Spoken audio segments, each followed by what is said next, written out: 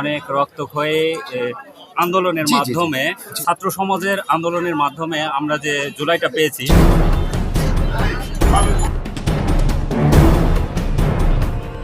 আসসালামু আলাইকুম। ওয়ালাইকুম আসসালাম ওয়া রাহমাতুল্লাহ। তো ভাইজান, যেহেতু আপনি বাংলাদেশের একজন সচেতন নাগরিক এবং একজন সাহসী মানুষ, সেই ক্ষেত্রে এই বিষয়টি আপনার কাছ থেকে জানতে চাচ্ছি যে বাংলাদেশ জামাত ইসলাম সংসদ থেকে রাজপথ উত্তাল করে তুলছে।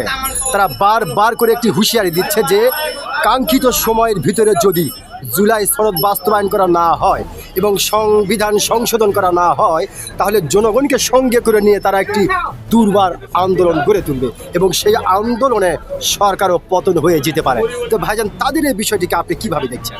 জি, অবশ্যই এটা একটা পজিটিভ দিক, কারণ অনেক রক্তক্ষয়ী আন্দোলনের জি, জি, জি। মাধ্যমে, জি, জি।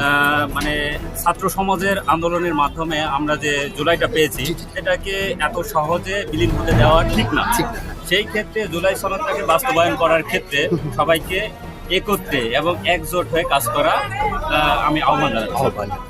তার মানে আপনারা জামাত ইসলাম যে বিষয়ে আন্দোলন করতে চাচ্ছে এবং সংবিধান এবং জুলাই সনদ বাস্তবায়ন চাচ্ছে, আপনি তাতে একমত? জি, অবশ্যই একমত, কারণ এটা যুক্তিযুক্ত একটা আন্দোলন। অসংখ্য ধন্যবাদ ভাইজান। আপনি সত্যি, আপনি যে একজন সাহসী মানুষ, আপনি কিন্তু আপনার সাহসিকতার পরিচয় দিয়েছেন। আপনি একটি গুরুত্বপূর্ণ কথা বলেছেন। আমি আশা করবো আপনার এই সাহসিকতা ও গুরুত্বপূর্ণ কথাকে বাংলাদেশের অনেক সচেতন নাগরিকদের হৃদয়ে জায়গা করে নিবে। অসংখ্য জি, ধন্যবাদ। আমারও সবার প্রতি আহ্বান থাকবে সবাই একত্রিত হয়ে সুন্দরভাবে দেশটাকে পরিচালনা করার জি, জন্য। জি, জি, ধন্যবাদ। জি, ধন্যবাদ।